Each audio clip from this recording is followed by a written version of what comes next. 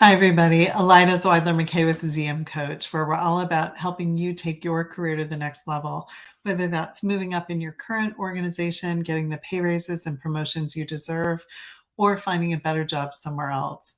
So today I want to talk to you about one of the patterns that I see in organizations that I just find extremely frustrating, and that is the pattern of people who are extraordinarily competent and hardworking and full of integrity getting passed over, looked over by people who aren't really as good at what they do and don't really put in as much effort and don't even know as much.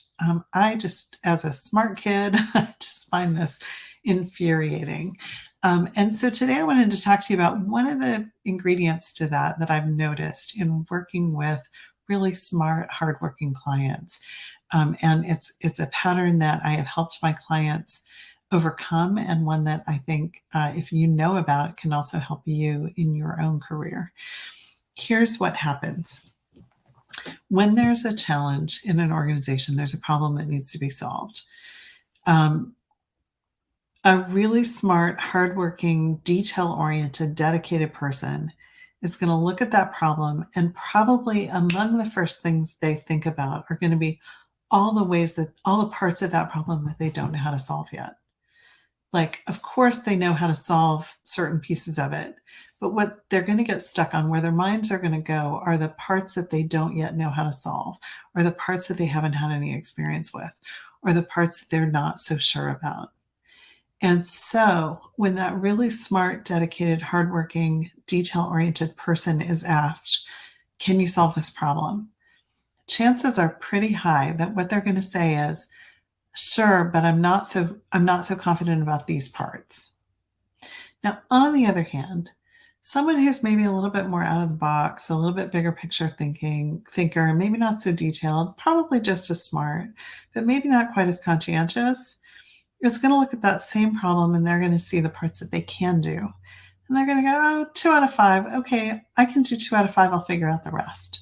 And so when they're faced with, can you solve this problem? They're going to go, sure, of course I can, no problem.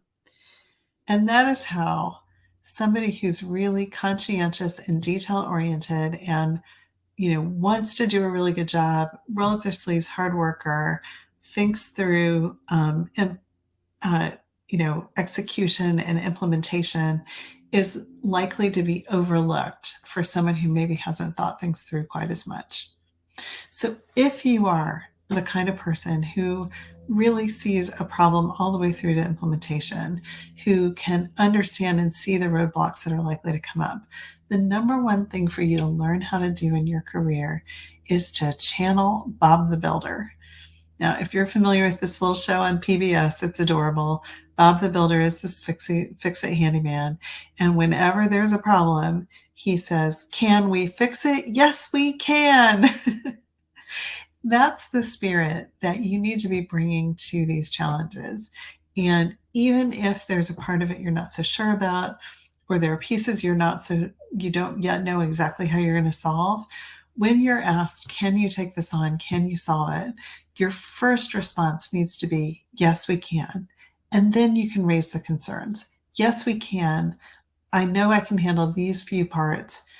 And there are these other pieces we're going to have to figure out, which is a very different answer from, sure, but there are these pieces I don't know yet. So you got to put more of the emphasis on the yes, we can. And this is true whether you're in a job interview, whether you're looking to take on a new project that your boss or somebody else in the company is handing to you. That sense of confidence that you may feel, but that doesn't come through, needs to come through in your initial response. And it needs to be a response that's got enthusiasm and sort of gravitas behind it. So, because I think the other thing that happens for smart people is we take for granted the parts that we know how to do. It's like we look at a problem, we go, oh, yeah, that, but this part's the part I have to think about. But we have to make sure that other people know that the part that we're going, yeah, that is something that matters and that we can handle and that we can do before we jump into all the parts that we're not so sure about. So if I have one bit of career advice for you today, it's this. It's channel Bob the Builder. Focus on what you can do and make sure you're communicating that in addition to pointing out whatever concerns or flaws or issues or challenges you see in whatever the potential project is that is coming your way. And that is going to make a big difference in making sure that you're considered for those challenging roles, those challenging assignments, those next level kind of jobs that are going to get you ahead more than if you only start with or only focus on what won't work. That's what the big picture thinkers are doing. That's what the sort of the figure it out as you go along folks are doing. And that's what's having them get promoted ahead of you. So channel some of that. I'm not telling you to be dishonest. Of course, you're going to talk about the parts you don't know. Just make sure that's not the first thing you're saying. Make sure that's coming in after the enthusiasm and the confidence.